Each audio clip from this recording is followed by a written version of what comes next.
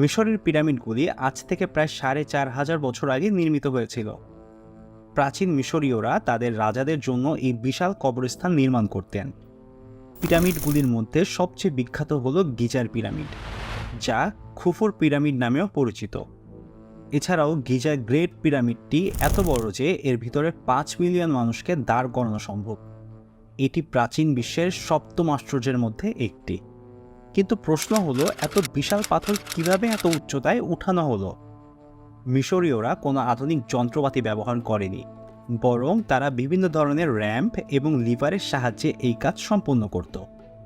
প্রতিটি পাথর ২.৫ টন থেকে ১৫ টন পর্যন্ত ওজনের হতে পারে। পিরামিডের ভিতরে রয়েছে অসংখ্য গোপন কক্ষ এবং সুড়ঙ্গ। গবেষকরা এখনও অনেক কক্ষ আবিষ্কার করতে পারেনি। পিরামিডের ভিতরের অনেক কক্ষ এবং সুড়ঙ্গের কার্যকারিতা আজও রহস্যময়। কিছু গবেষক মনে করেন এই কক্ষগুলো রাজাদের আত্মার জন্য নির্মিত হয়েছিল।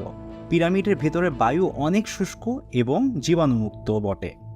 আরও একটি রহস্যময় বিষয় হলো, পিরামিডগুলির স্থাপত্যে জ্যোতির্বিজ্ঞানের বিশাল প্রভাব রয়েছে। গিজার পিরামিডগুলি নক্ষত্রের সাথে সম্পূর্ণভাবে মিল রেখে নির্মাণ হয়েছে। মিশরীয়রা রাতের আকাশের নক্ষত্রমণ্ডল অনুসারে পিরামিডের অবস্থান নির্ধারণ করেছিল। সম্প্রতি গবেষকরা পিরামিডের ভিতরে একটি তাপমাত্রার পরিবর্তনের ধরন লক্ষ্য করেছেন, যা ইঙ্গিত দেয় পিরামিডের অভ্যন্তরে আরও গোপন কক্ষ থাকতে পারে। আরও একটি চমকপ্রদ তথ্য হলো, পিরামিডের পাথরের মধ্যে রেডিও অ্যাক্টিভ উপাদান পাওয়া গেছে, যা ইঙ্গিত দেয় পিরামিডের নির্মাণ কাজে অত্যন্ত উন্নত প্রযুক্তি ব্যবহার করা হয়েছিল। কিছু গবেষক দাবি করেন যে পিরামিডগুলি একটি প্রাচীন শক্তিক্ষেত্র তৈরি করতে সক্ষম।